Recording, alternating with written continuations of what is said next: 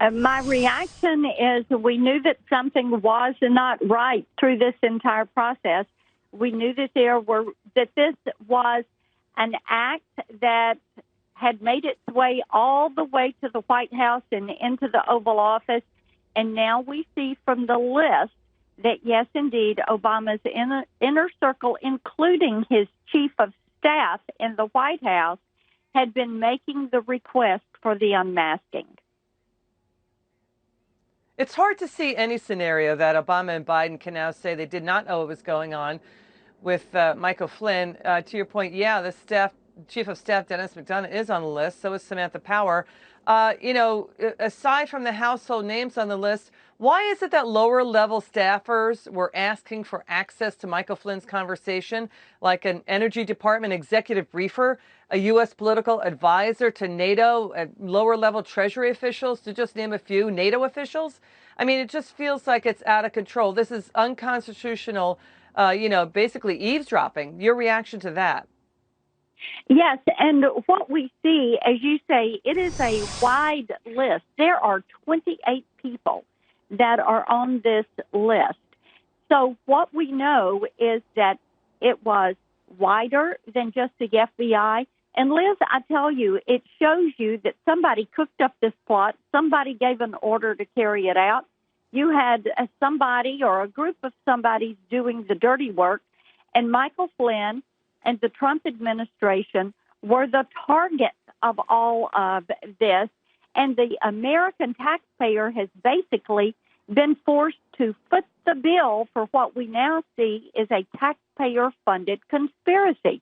It is absolutely outrageous, and people ought to be incensed. And yes, at Judiciary Committee, we are going to move forward with some subpoenas and bring some people in. Okay, so that's news. You're going to subpoena people and bring them in. Because, we're finding at the Evening Edit, we don't follow what the other media does. We dig into the footnotes and the documents.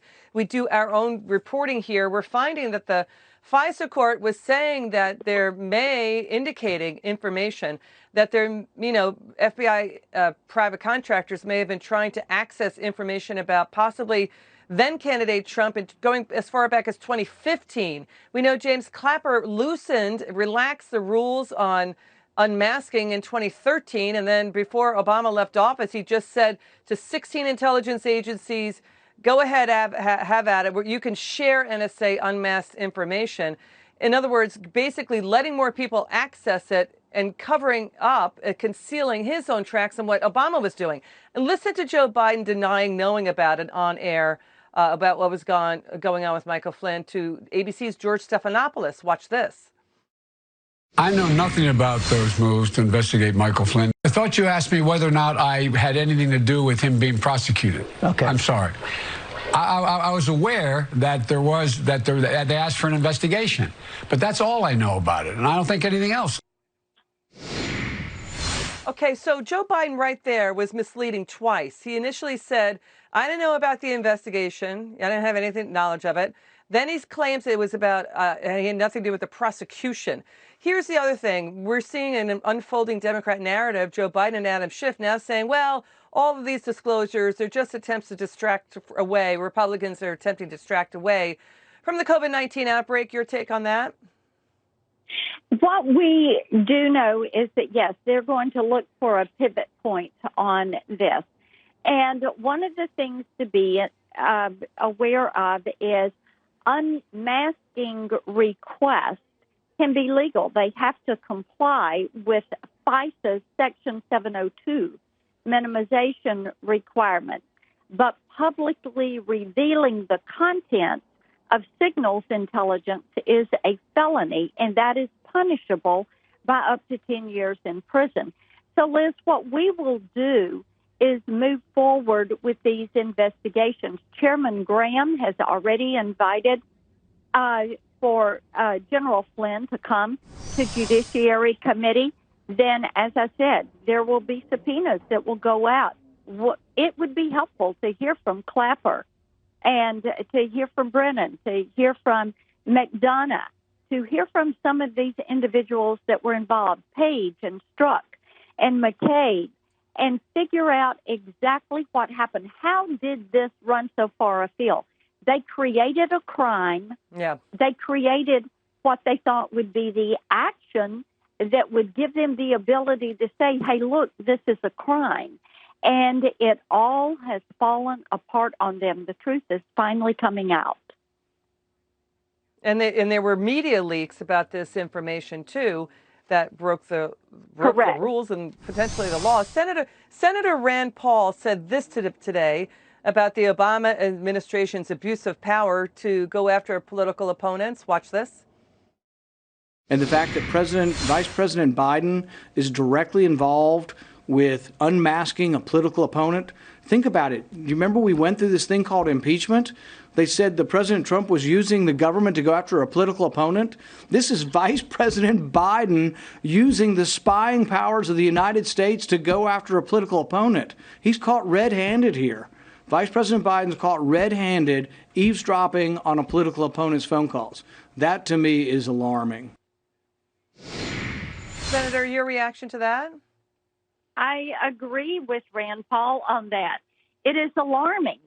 This is something that people, even if they support President Biden, Vice President Biden and President Obama, how can they ever say that this was justified or that this was legal?